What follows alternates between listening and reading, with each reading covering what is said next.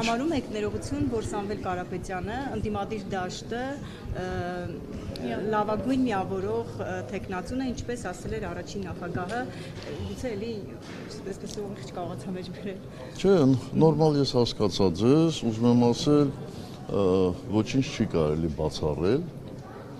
եւ մենք երբ որ քննարկում էինք, բազում տարբերակներ կային, այո, որ մեզ կարող էին խոչընդոտել,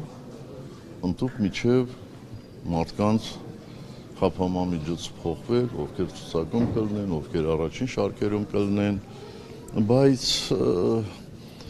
բոլոր ուսումնասիրությունները խոսում են այն մասին, իսկ ես խոսում եմ այն ուսումնասիրությունների մասին, որը մեզ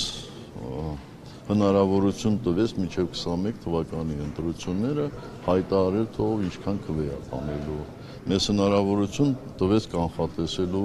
Գյումրիի եւ Էջմիածնի ընտրությունները, այսինքն հավաստի, եւ եթե չեմ սխալվում նախորդ շաբաթ ընտրությունների արդյունքները, այսպես ասեմ, ոնց ասենք, պրեզենտացիա արվեց մեր կուսակցությունում եւ բոլորը տեսան, թե մենք նախորդ շաբաթ ինչ հնարավորություն ունենք, ինչ ռեյտինգ ունենք եւ դա մեզ թույլ էր տալիս շատ չասեմ տենց քայլերն էի կարել եւ բարձր էր ձեր ռեյտինգը, օրինակ Ռոբերտ Քոչարյանից բարձր էր, որպես ոչ մենք անհատներով չենք ռեյտինգ արել, Հայաստան դաշինքի սատարումը, Հայաստան դաշինքի վարկանիշը մեզնից բարձր էր։ Եթե մեր վարկանիշը Հայաստան դաշինքից բարձր լիներ, ես կարծում եմ այն ժամանակ մենք պարտավոր էինք ուղղակի մասնակցել։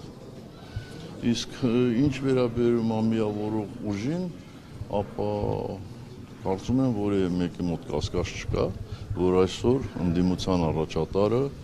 այո, ուժեղ Հայաստանն է եւ այդտեղից շատ ենթադրություններ է պետք անել։